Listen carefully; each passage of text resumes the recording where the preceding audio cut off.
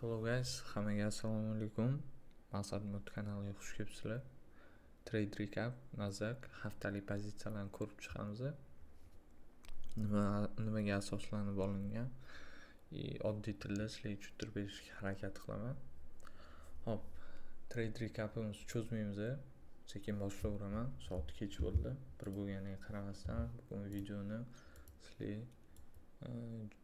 YouTube kanaliga joylashtirishim kerak. Uyqularim kelib gaplasha olmayapman sizlar bilan. Bu video hech qanaqa ssenariysiz, boshqasiz yozilyapti. Chista kirilgan bo'lsa pozitsiya shuni tahlil qilib ko'rsatib berishim kerak. Hop, cho'zishga harakat qilmayman. Mesni time framedan tushamiz. Nimaga bayolangan bu yerda diagrammalar ko'p, rasm chizma. Hop, mostlyda bizda korreksiya bo'lyapti narx korreksiya bo'lgani ham уже kichkina time framega qaradim. Sal kichkina time framega nedelnikda bizda nima bor? Mana bu order blok. Narx order blok 50 kelib уже sekin reaksiya olyapti. Daily time framega tushadigan bo'lsak, daily time frameda bizda narx FV ga kelib qoldi.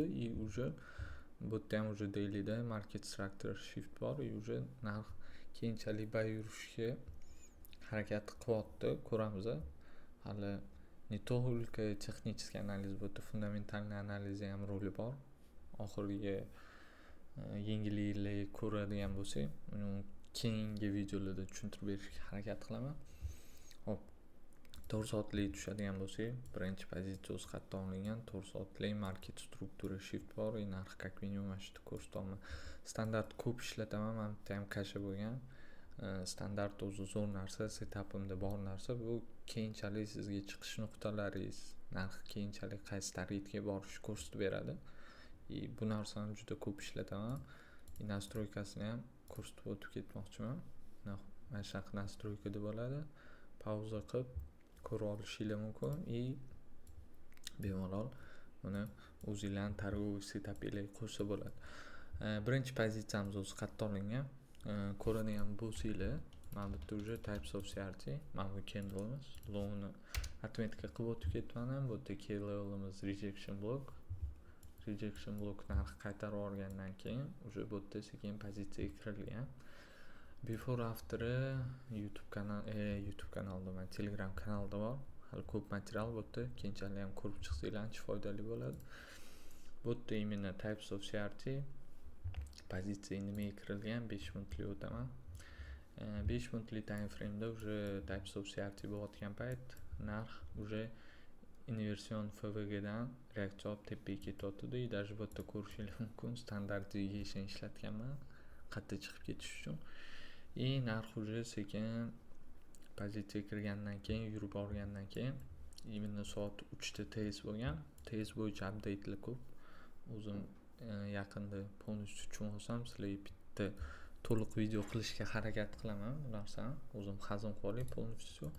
Rama mentorshiplardan ko'rib chiqib aytaman bu narsani. Отработкасы yaxshi. O'zi birinchi modelni oladigan bo'lsak, bu narsa vtornik kuni yoki sreda kuni o'tganda yaraladi. Haftani low yoki high yasalgandan keyin bitta tarafga tez направление ushlasangiz bo'ladi. Уже mana bu yerda biz PM da kirganmiz, pozitsiya PM da kirganmiz. Hozir bizda range bo'lgan, manipulyatsiya, distributsiya, AMD ga ham o'xshab ketadi. O'zi hamma konseptni ishlatsangiz, hammasi почти fraktalni.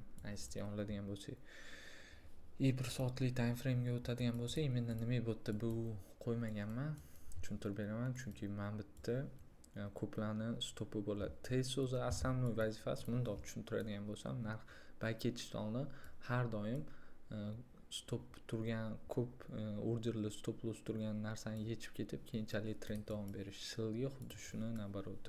Kimdir sell olgan joyi, qaysidir yil qo'ygan pozitsiyani olib, dalshi направленияni davom ettirish. Sal uyqu kerakli video yozaman, to'g'ri tushunasizlar. Bu yerda ham mana soat 3 da tez yaralgan. Tez soatlari agar chiqib qoladigan bo'lsa 3, 6, 9. Например, o'sha bir kunning ichida qanaqadir tez bo'lsa, keyinchalik например 6 da bo'lsa, 9 da yana New Yorkda bo'lib beradi bu narsani. Hozir yana ko'rsatib beraman. Bizda soat 3da tez yaralyapti. Именно Frankfurt tushib, Londonda уже sekin ochilish bo'lib, tepaga yurib ketgan. Bu yerda уже ikkinchi pozitsiyaga kirilgan. Demak, уже 3 minutlikda bozor mana bu yerda KZ berib, reaksiya berayotganda men 5 minutlik time frame'da bu yerda qo'shilib olganman. Men bu order blokdan, endi men bu joydan qo'shilib olib, tanlashini narxi yurishiga qo'shila oldim. Hop. Keyinchalik yana bitta ko'rishingiz mumkin. Nima bo'lyapti? Yana bitta tez yaralyapti. 8 bilan 9 aslida 9da o'sha tez yaralishi, bu yerda key levelimiz nima? H1 order blok. Key levelga kiryapti. Dalshi yana o'sha nima deydi? Take'imizga qarab ketyapti, targetlarimiz bo'yicha. Bu yerda o'sha mana bu birinchi standartimiz zo'r ishlab bergan. 2.5. Uni bemalol o'chirib tashlasam bo'ladi, sizlarga tushuntirganimdan keyin. Standart deviation zo'r narsa. Tezga deman targoviy setapinglar qursa bo'ladi. Chiqish nuqtalari, target nuqtalari juda yordam beradi. O'zim ko'p ishlataman. Даже botda ham mana bu narsa движение bo'layotganda hashtoda yana bitta market structure shift bo'lgan. Bu yerda ko'rishingiz mumkin. O'sha 2.5-3 zo'r ishlab beradi. Dalshi bu narsa ham ishlab beradi. Keyinchalik nimaga buy side olinmadi? Bu уже fundamentalniy chas, yengilliklar. Bu haqida отдельный video qilamiz. Xudo xolasa, agar kim qiziqayotgan bo'lsa bu temalarga.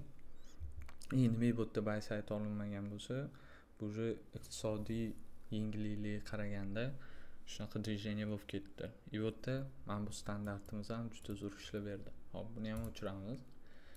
Keyingi pozitsiyaga qaraymiz. Keyingi kun уже 4 soatlikda bizda nima bor? 4 soatlikda order blok. Order blokka kirib kelishda narx уже tez beryapti. 6da ko'rishingiz mumkin. 6da tez. Keyinchalik men buni buy ko'raman. 1 soatlik tushadigan bo'lsa, 1 soatlikda ham xuddi shunaqa mana 6da tushib tez berib, men bu low bilan tez bergandan keyin narx уже сразу, как сказать, buyga qarab ketyapti. O'zim ham tushunmayman nima deyotganimni. Sal kech yozayotgan bo'lsam ham videoni. Уже men kichkina time frame'dan kirdim bu yerda. Dashmasam-da kichkina time frame'dan men bu order blokdan уже сразу entry qildim. Endi spread bilan men ochib olgan. Danishi bu pozitsiyamiz ham keyinchalik yurib ketdi. Yana bitta tez. O'sha men bitta bo'layotgan vaziyat boshida aytayotgan qaysidir tez bo'lsa, uni keyinchalik davomi New Yorkda bo'lishi mumkin. Bu yerda ham ko'rishingiz mumkin. O'sha men bu candle osinglar ham bo'ladi. Masalan, bu yerda 8-9 o'sha tez bo'lgan. Bu yerda ham standart ishlatganim nimaga?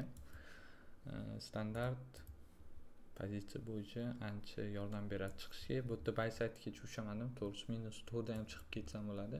Endi mana shu yerda full close bo'lganman. Keyinchalik уже buni mana bu yerda keyingi kun yengilliklar o'tib ketib, qanaqadir pozitsiya ushlamoqchi bo'lganimda juma kunga uncha kutmadim bozordan. M15da bizda уже mana bu yerda yana bitta market struktura shift 2.5 ga tushish kerak. Narx mana bu sell side yechish kerak. 5 minutlik FVGdan 15 minutlik order blokdan sell olganmiz. Mana bunaqa pozitsiya, bu ham zo'r atrabotga berdi. Keyingi haftaga ko'ramiz qanaqa pozitsiya beradi. Bularni hammasini before after Telegram kanalida, YouTube kanalida demoqchi edim. Shunaqa pozitsiya ushadi. Mana buni before lekin juda chiroyli. Aytaman, men tutib juda kichkina bo'lgan, bu Instagramda bor edi menimcha. Tap linkga kirib qo'yinglar. Ko'rsataman uni ham. Instagram. Damashda tashab qo'ydim menimcha.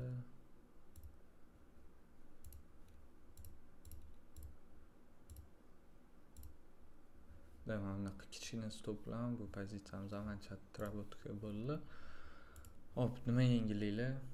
Trade recaplar chiqadi. Может, mentorship qilamiz tez ancha o'rganganimdan keyin.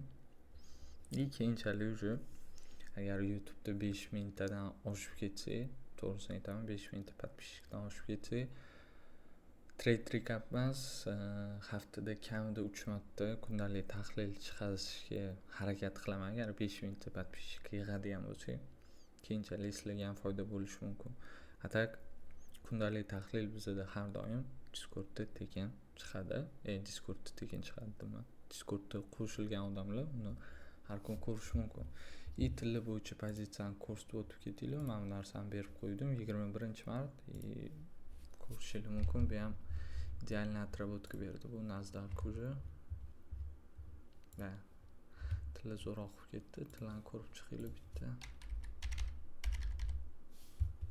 Tilla chisavikda men sil sayt kutolman. Keyinchalik уже keyingi hafta уже ochilaversin. Men qanaqadir konfirm bo'ladigan bo'lsa, bu yerda ham уже H1 MSS standart bo'yicha qanaqadir targetlar olinishi mumkin. Bu yerda yana bitta MSS.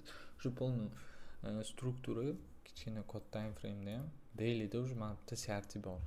Bitta konfirm sizga mana bu narsa daily CRT. 4 soatlik ochadigan bo'lsangiz, mana sizga CRT, mana sizga CRT. Shuncha CRT, model, tez, hammasini qarab chiqsak, to'g'risi vaqt ko'p.